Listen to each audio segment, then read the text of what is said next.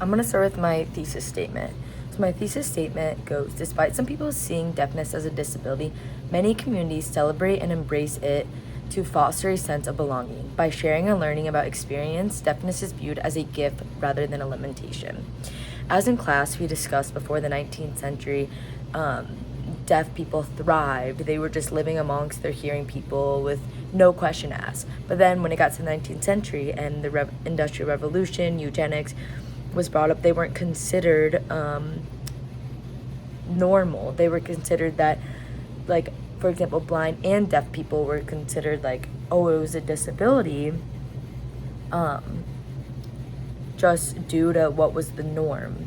And this supports my thesis because why before the 19th century people made all these rules that if you are this and that, then you're not considered normal and you're considered you have a disability. And but why before that, deaf people were living their life perfectly fine. They were successful just like their hearing counterparts. So this gets back to my thesis on how it's not a limitation, it's a gift.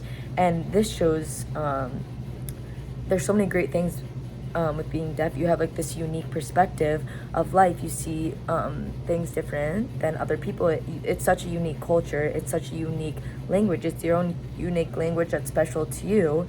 And there's so much pride in that. And there's so much gain.